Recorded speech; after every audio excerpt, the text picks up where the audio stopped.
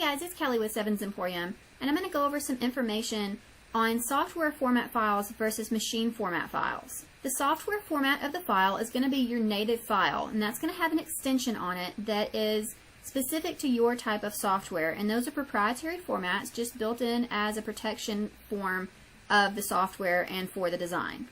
That native format is going to save all of the information that there ever is about that design, and you can edit it infinitely. Whatever you do to that design, it's going to accurately calculate changes that you made.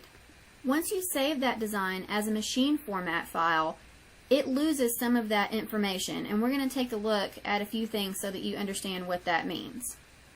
If I take a look at my design on the left, this is the one in my native file format. You can tell how many lines are in this design. These are each digitized individually, and they're all available to see over here.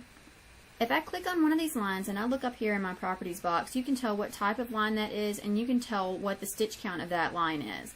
If I get down here to one that's a bean, it's going to tell me that this is a bean, and these are all individual pieces. If I look at the design on the right, this one is saved in PES format, you can tell that it has a lot less lines, and when I click on one of those, it has them grouped together. It's kind of like if you make a cake, you can never really separate the eggs back out. They're kind of muddied in with everything else. It's also telling me up here in the properties box that this is a standard stitch and that it has a stitch length of 3.3 millimeters, which I know that none of that is true because I know how dense this design stitched and it was not 3.3, and I also know that this is a bean stitch design, so this isn't accurate. If I look at the stitch count of the design that's in the native format, you can tell that it says 1224. If I click over here on my machine format design, it says 1228, and that's pretty close, and that's why I know that there's no way that this has a 2.3 stitch length and this has a 3.3 stitch length, because the numbers would be a lot different in the stitch count if that were true. I want to point out that once you save a design as a machine format design, your software can never again tell that it ever digitized that design originally. That's why it's always important to save files in your native format so that you can edit them later. The calculations between native file format designs and machine format designs really comes into play if you want to resize that design. If I take my native file format and I go over here to resize and I tell it that I want to make it 2, it's going to tell me that the stitch count drops to 612. It's also going to tell me that my stitch length is still 2.3.